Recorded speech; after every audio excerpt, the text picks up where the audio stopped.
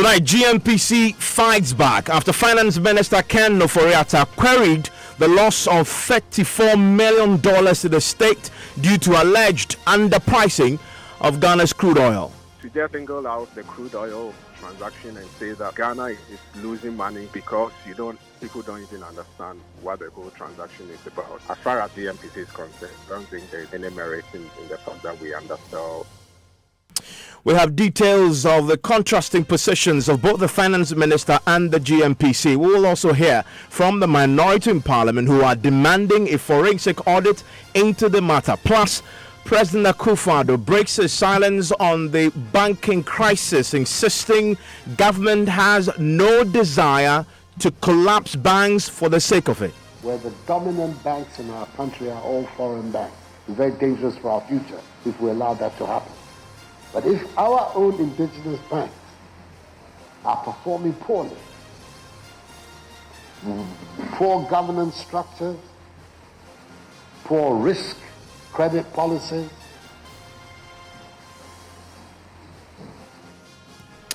We have details of that and more here on Top Story. This is Top Story with Evans Mensah. And Top Story is always brought to you by Bond Savings and Loans. Your success, our passion. GASEM, the nation builder. Vodafone, the future is exciting, ready, and nationwide medical health insurance.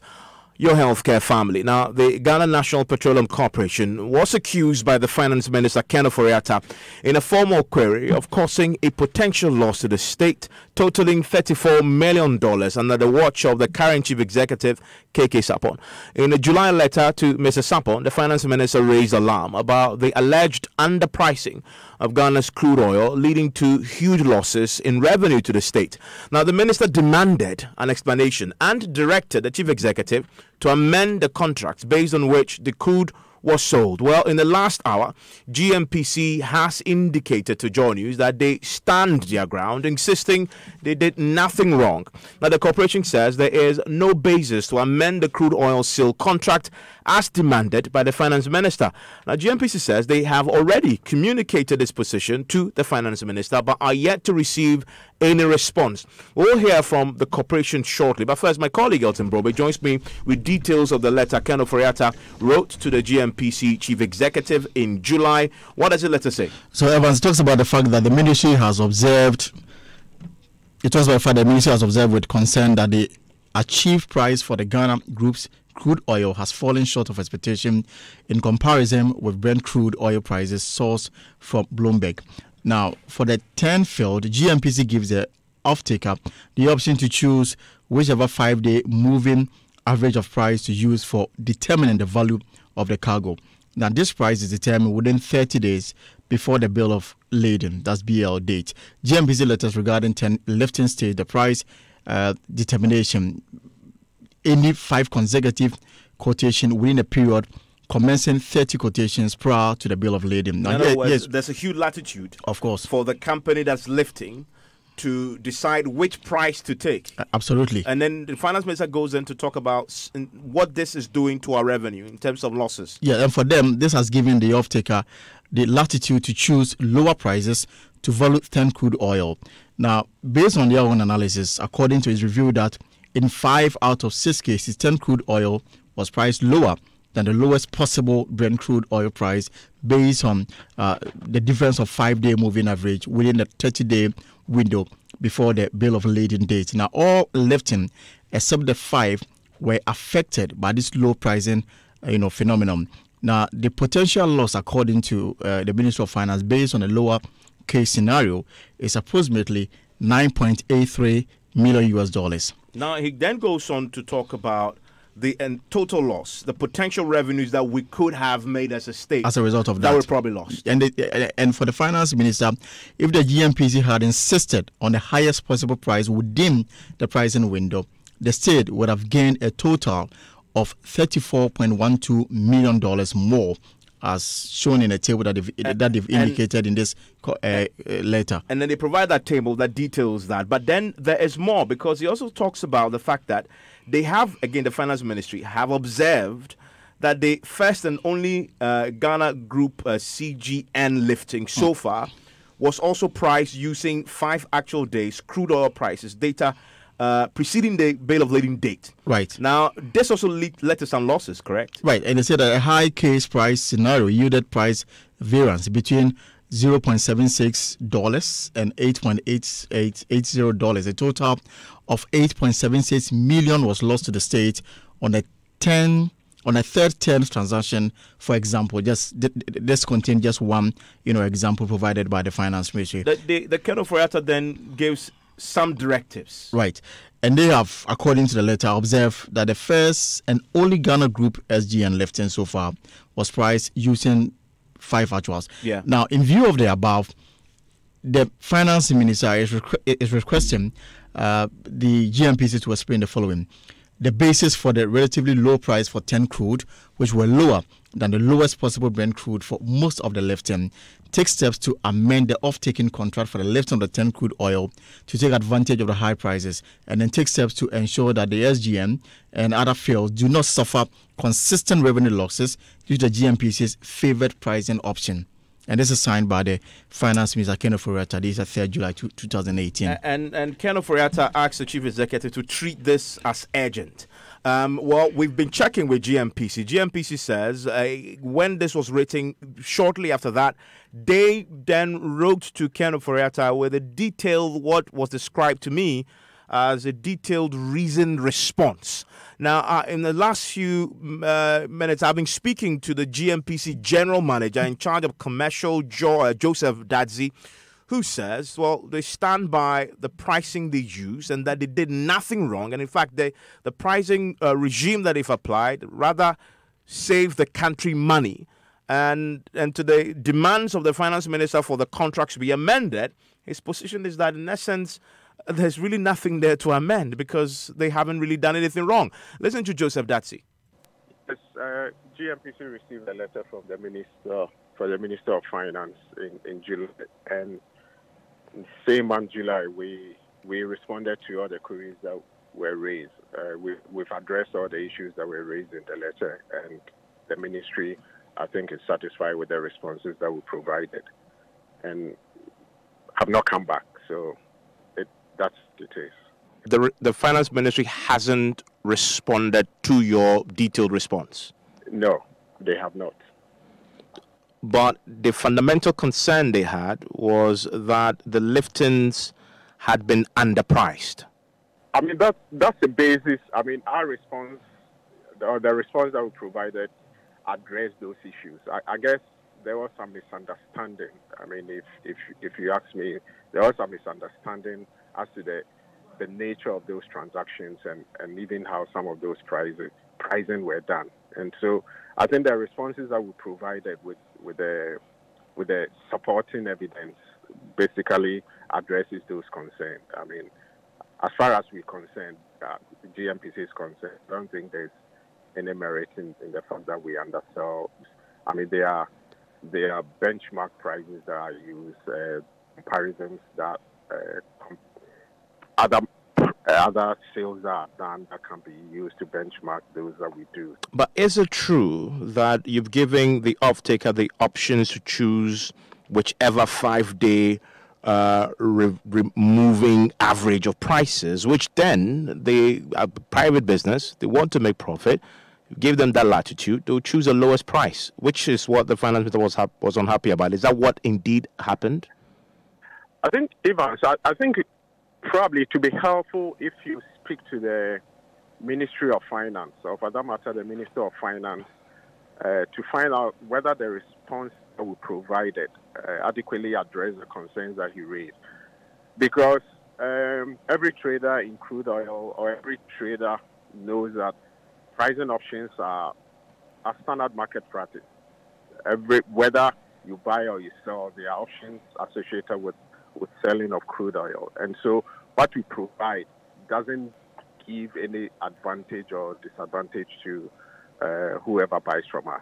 The Lake Tasco deal is not a straightforward crude oil sales and purchase agreement. It involves other transactions. And so you need to look at it within the context of the other transactions that were put together. And so to just single out the crude oil transaction and say that Ghana is is losing money because people don't even understand what the whole transaction is about. No, but you're talking about the finance minister's query. No, I'm not talking about the finance minister. I'm talking about the way it's been portrayed. Yeah, but those words are the words of the finance minister in the query, that there's a loss to the state, millions of dollars. You disagree with that? Let me just say that the response that we provide to the finance minister shows otherwise. So there hasn't been a loss to the state? There's no loss to the state. In fact, if we are to look at the transaction, the totality of the transaction, we'll probably have more money for the state, more savings for the state than whatever perceived loss that anybody is talking about. Is it? And now I would like to straight answer to this if you can, which is that the 10 crude oil was priced lower than the lowest possible Brent crude oil price. Is that true or not? It's not true. It's a misunderstanding. Has anything changed since July about the way we price our crude? No, nothing has changed. And because I asked that question because of the finance minister's point to you that you should take steps to amend the off-taking contract for the lifting of the 10 crude oil to take advantage of high prices. Let me just say that the contract as it's structured optimizes value for the country. So the off-taker contract hasn't been amended and will not be amended because there's no basis for it.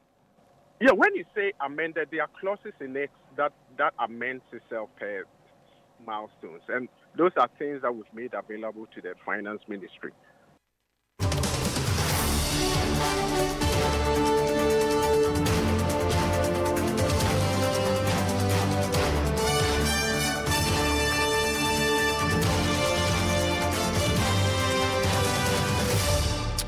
Well, we can now speak to the minority, of course, the ranking member on the Mines and Energy Committee in Parliament, Adam Motawakilu, who's been studying the documents. Thank you, Mr. Motawakilu, for your time here on Top Story.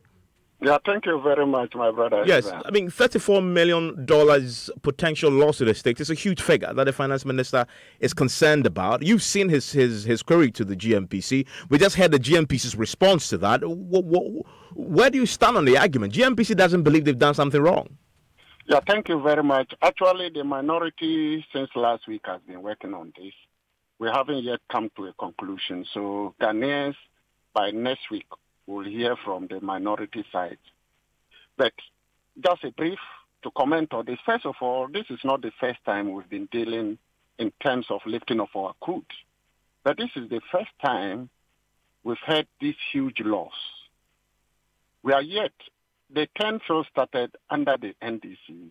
We have lifted, we have sold in the international market. We'll be coming out with a comparison and an analysis of this. 2, we know that some of our crude are not ordinary Brent because they are light sweet crude. So they attract a premium. We'll be analyzing all this next week and providing it to the public. So if it is a light crude and sweet, it attracts a premium. The Brent price becomes the basis. Then a premium is added to it. So it shouldn't fall below the Brent price. 2, he indicated that it is comprising a lot of issues. We have a problem with the way this transaction has gone.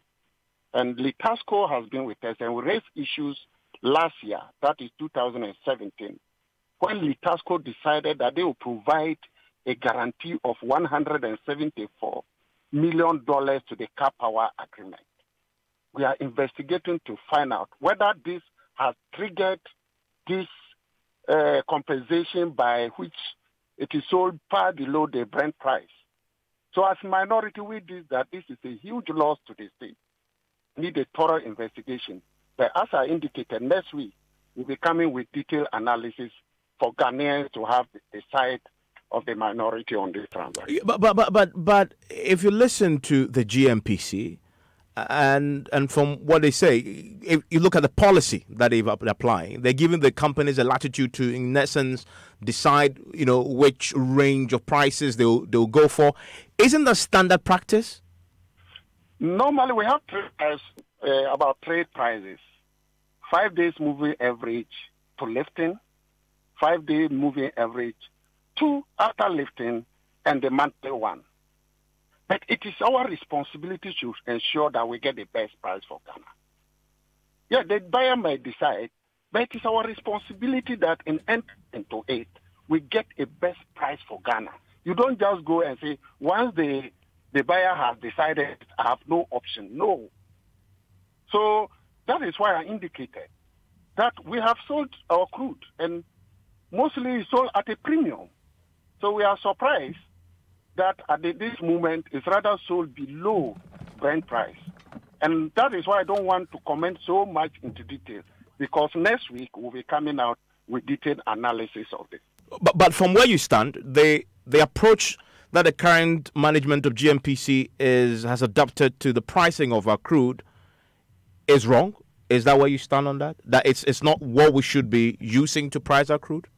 No, it's a common method. I'm okay. But if you allow the buyer, a lot can go into it in lowering the price. So in other words, as it is now, the buyers have been given the opportunity and the latitude to decide how much they buy our crude for. Yes. So in doing the analysis, you must be interested in what is arrived at.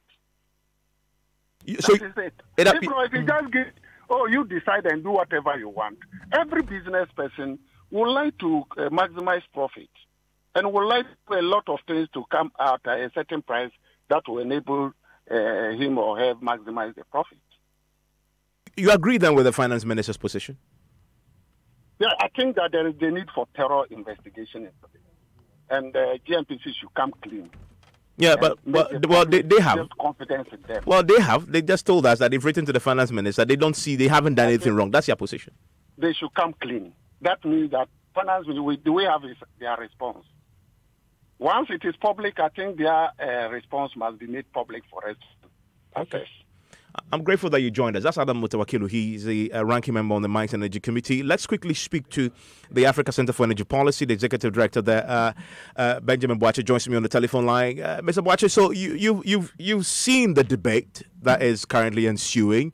Is the finance minister right, or GMPC is right? Because they have contrasting positions on the matter. Thanks, Evans. I think what the finance ministry did was in order. I mean, it deepens the accountability structure, the horizontal accountability structure in governance, where you don't understand how a transaction was done. You write officially to make inquiries and find out what exactly transpired. And I think over the years we have been recommending that as far as pricing of our crude is concerned, we would need a policy to actually define how we treat our crude and how we price it, and fix the timing so that we don't have this kind of luxury to switch the timing. And that's what we are seeing, where GMPC has the luxury for a company to, within a whole month, decide which 5 days they will use to do their moving average pricing. So what we would need to know at this point is, how did they come by that? Is it in the sales agreement that the company will have that luxury, or there is an opportunity for GMPC to amend that? What most traders do is that they will lock in with the 5 days prior to the bill of lading, so that at all times there's that certainty that the window you're using to price your crude. But if you give a whole 1 month range, and I'm the trader, I'm the businessman, I'll obviously pick the period that benefits, and I think that is what has happened. But again, policy can address these. If the Ministry of Finance think that is not the right thing to do, they would have to develop a policy. They have interest in the fiscal that comes out of that, and define the window for treating our crude, and that would resolve some of these things. Yeah, but the thing that baffles me is that it's taking the finance minister a long time to come to this realization, by which time the finance minister himself says we may have lost $34 million. And as you say, policy could have addressed this. So why is there such contrasting positions on such a very important matter of revenue to the state. And when it comes to one of our highest earning commodities, oil, between GMPC and the finance minister. GMPC, by the way, operates purely under the energy ministry. Why is there such conflicting positions on such an important matter? If I understood the interview you had with GMPC, right, I mean, the impression I got was that there is probably some concession in the bigger agreement with a trader who actually left our crude, for which reason we may be seeing some of these prices. So we have to probably get more information on what has been agreed for the sale of crude from 10, so that we can situate this conversation within that context, within that contract, to see what concessions we have made. You know, whether because the company guaranteed the car power badge, we are giving some concession for them to make money to account for their investment in that regard. So we will need that document to be able to assess what concessions we have made. But that, again, will not be favorable for Ghana, because for oil revenues, there is a law that treats it. And if you have any other arrangement that shortchanges what goes into the petroleum holding fund, I think that will be an abuse of the law, and we'll have to look at what agreement GMBZ has gone into, for which reason we will be selling our crude below Brent price instead of even selling at a premium. The minority says they want a thorough probe into this. Is this something that you support? No, I think even before any probe, the GMPC and the Ministry of Finance should come clean, let us know what details, what actually brought us to this point, and let us know the details, for which reason we are having to have this conversation. That accountability is required at this point.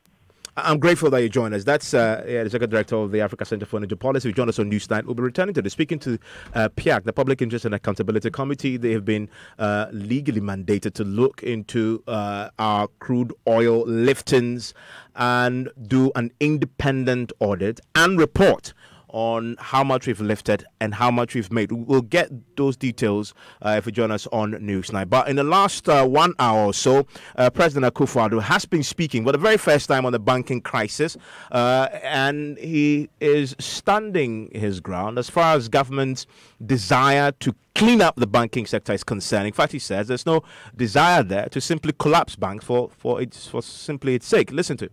Over, for instance, the situation in our banking sector. So you've heard about it. The decision that the central bank has taken, which has affected 7 important indigenous banks who were being supported by the taxpayer through the Bank of Ghana.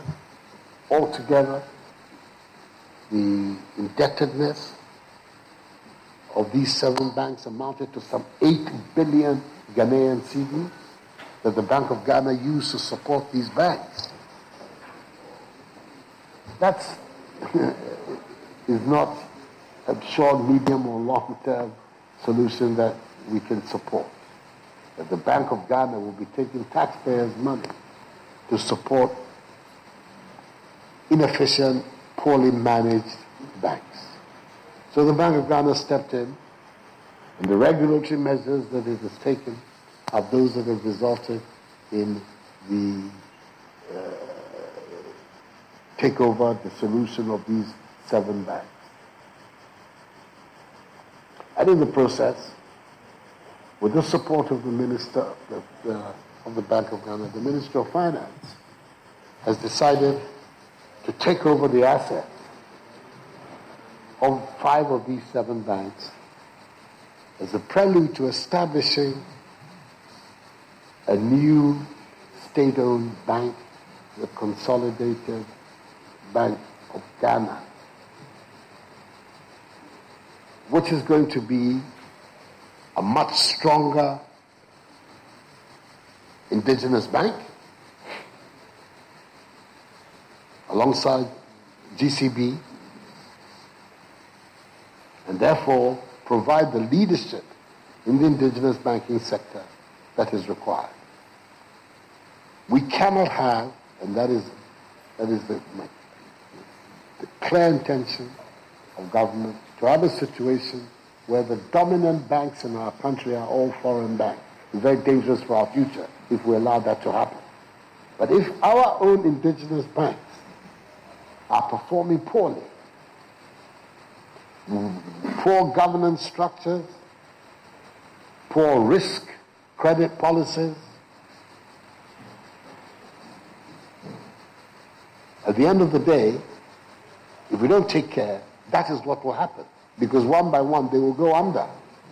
The market is a really tough and rigorous place.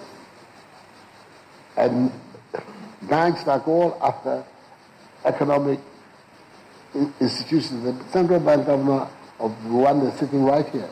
I'm saying something which doesn't make sense. I'm sure he'll correct me. The law of the market will have it that if you are not performing well, efficiently, you will go under. So that's the president there. First time he's speaking publicly on the banking crisis. We have more on that for you on Newsnight. Stay with us. My name is Evan Spencer. Top Story is always brought to you by Bond.